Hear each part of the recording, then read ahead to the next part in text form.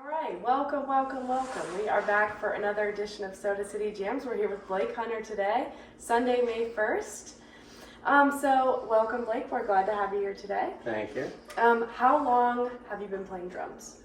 I've been playing drums for 14 years. I started when I was 10. Okay, wow. What was the role of music in your early years? Like, do you remember what inspired you to start playing drums? Yeah, so I started taking guitar lessons in second grade, and at the time I would come home crying. I hated it. I didn't like it. And then this kid moved to my school in fourth grade, and you know, when you're younger and you just think someone's like the coolest person ever. Yeah. He was obsessed with learning how to play drums, and I was like a little sponge. I was like, I want to play drums. I want to skateboard because he skateboard, you know. Yeah. And so I started taking drum lessons, and just like immediately was, you know, I was playing every day in my garage, and I just kind of latched onto it right away. Nice. Okay. So you teach at Freeway, is that right? So Yep. Tell me a little bit about your teaching career. Like, when did you start teaching drums? Yeah, when I was 19, I had just finished my first year at USC, and Don Russo, the owner, saw me play at a gig, and they were looking for a drum teacher, and so he asked one of the girls that was in my band if she knew me and if I was reliable, and so I got a good word in from her. Yeah. And I started teaching, when I was 19. Okay, wow. So how many, so like 5 years? Yeah, Okay. it's coming up on 5 years. Cool. And how many students do you have at the moment? Oh gosh, I think I have like between 30 and 40. Oh, wow. That's fantastic. Yeah, I started teaching beginner guitar a little bit, maybe about a year ago too, Okay. so that kind of helps fill in the spots. The gaps, yeah. Okay, cool. So I'm curious so you gig, obviously you're in, so let's talk about that first. So what bands are you currently a part of? So I'm in Homemade Haircuts, which is based out of Charleston, and then in the past 6, maybe 8 months or so, I've started playing with Rex Darling as well. Cool. And I know you do drums for Homemade Haircuts and then just drums. Do you do any backup vocals? With Homemade Haircuts, I've started doing a little bit of backup vocals. All of the recordings we do, I play bass on. Okay. And I just did guitar on one of the songs too. Okay. So I like being involved And everything. from all sides. That you hold down the rhythm section. Yeah. Cool. Yep. So how did COVID directly impact your career, teaching, gigs, all of it? Yeah, it changed a lot because at the time I was a senior in college. I was only teaching 2 days a week, but I had to start teaching from my college apartment virtually, you know. That's so tough. Yeah, so that was definitely a challenge.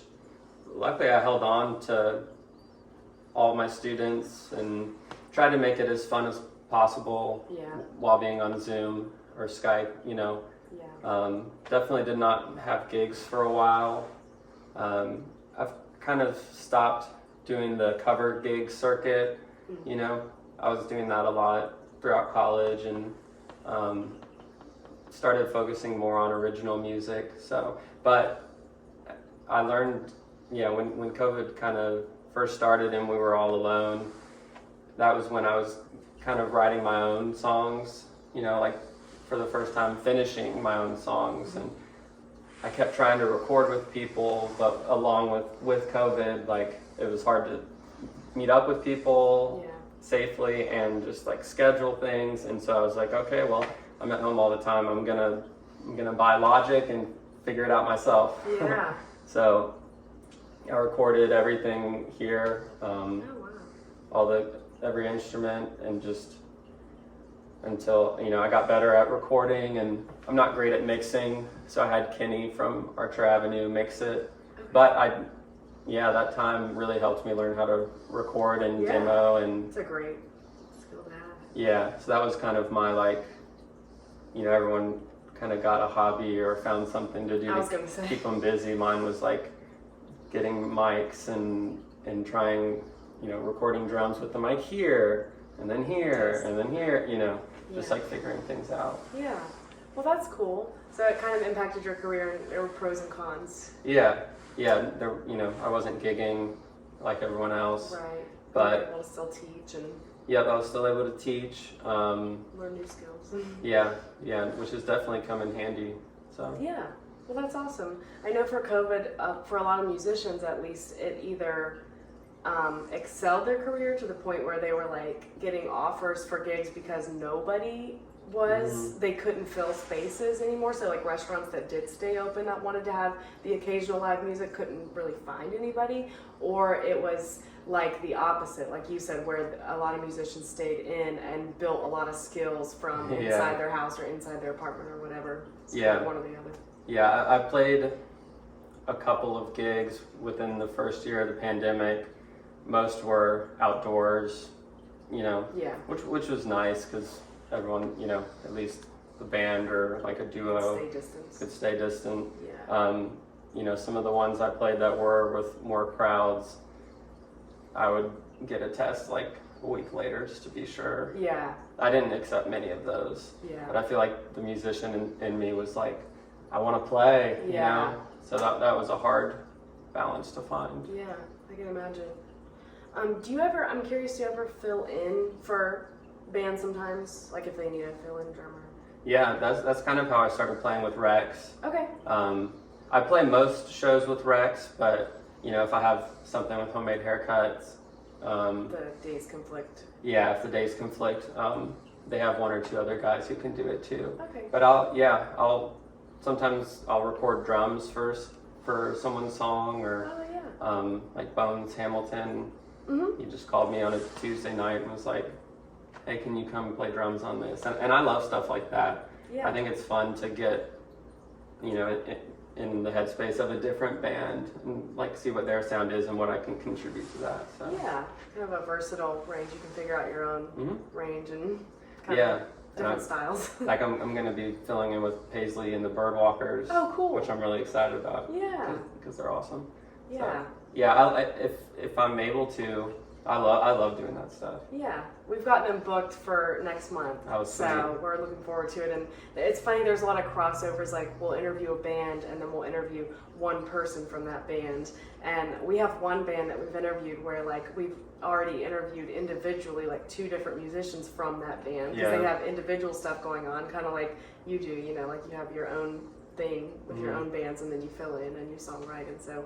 A lot of musicians are versatile enough to where we can interview them within the band and then interview them alone as well. So. Yeah, Paisley plays bass with Homemade Haircuts a lot. Yeah. She fills in whenever she can, which is pretty awesome. Yeah, well that's really cool.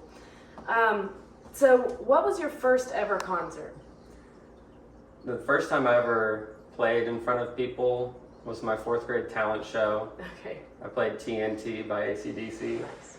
My first real gig, I was 15. I played a new music night at New Brooklyn Tavern. They used to do that like before you could get booked. You had to play a new music night on like a Tuesday night, and I guess show that you could bring people out. Yeah. So my first real gig was at New Brooklyn Tavern. Okay. 9 years ago. Wow. Okay. Yeah. Do you like influencing the energy of the crowd and stuff like that? Like, are you pretty extroverted, I guess, when it comes to that kind of stuff? Yeah, it definitely developed over time. Like at first I was very like straight faced and rigid. Yeah. But I've done it so many times that I'm not afraid to, hype the crowd up. Yeah. I mean, I'm having fun and I want other people to have fun too. Yeah. So. That'll radiate. If you're having a great time, the crowd will catch on to that. And... Yeah, I try and let myself not worry about what I look like or anything because... Yeah. But that takes time. It does. Like you said. Yeah, and sometimes I get into that headspace of chilling out a little bit. Yeah, sometimes I feel more, outgoing than other days, but I'm having fun when I'm playing, so. Yeah, and that's all that matters. And I want people to know that. I'm not going to try and hide that, Yeah, that's all that matters. And like I said, that energy can be really contagious, especially with the rhythm section. Yeah. So, that's cool. So you said that you write songs yourself. So tell me a little bit about like what kind of songs you write and just kind of your creative process. Yeah, I've been writing lyrics for a long time, like since high school, but I would never finish anything. I would just, write down a few lines and never come back to it. But I started finishing, like actually finishing songs when I was probably like 20, 21, and I'd had, you know, some basic like garage band demos of like me playing guitar, singing, and then like programmed drums. And it took me a long time to write a song that I actually liked. Like I would write and finish a song and be like, it's bad. Very self-critical, especially when my voice is involved. You know, there's just a different layer to that. But once the pandemic started was when I was like, okay, I'm gonna actually like try and finish these, you know? Yeah, you have time on your hands. Yeah, and I had gotten better at guitar and had gotten better at bass. And so would you record all the parts of a song? But, oh, that's so cool. Yeah, and I mean, it made me a better guitarist, a better bassist. Better everything. Because like I'd hit record with the click and then be like, I was not with that, you know? So it made me work on everything. Yeah. It was just a fun process. Yeah, that's cool when you can have a finished project like that where like you recorded and demoed and wrote, you know, you did every part of the process. And that's really something to be proud of. I'm a very sparse songwriter. Like, you know, I play drums and guitar all the time, but I go through phases with writing songs where sometimes I'm like, you know, I'll write a bunch for a couple weeks and then not at all for 3 months, and then of course. So did you start singing regularly when you started writing songs, or have you always sung as well? Ever since I can remember, when I sit down and just play drums by myself to songs, I've been singing the words. Gotcha. And I say that I've always been able to kind of sing, you know, but I've started taking voice lessons again. Oh, that's great.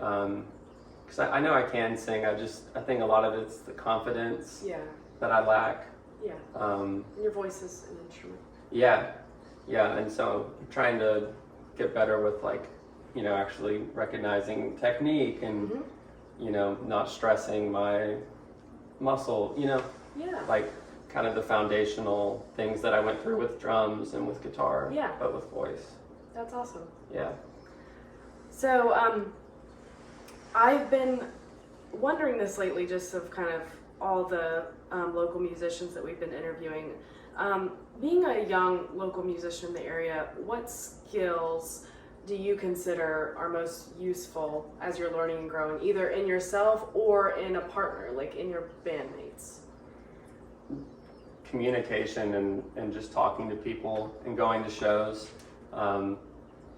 I've never been like super active on social media. I'm on it, but I'm not like constantly networking or anything. But Bob from Homemade Haircuts, he's like the master communicator, and you know, he has gotten me to just anytime we hang out, he's like, what show are we going to? Is there a show tonight? And just going and talking to people from bands that we know or don't know. Or he'll send me like an Instagram page and be like, this band's cool, we should play with them. And he'll just reach out and say like, hey, I like your music, you know. So it kind of brings you out of your shell a little bit as far as networking goes. So networking and just being, you know, easy to work with and communicate.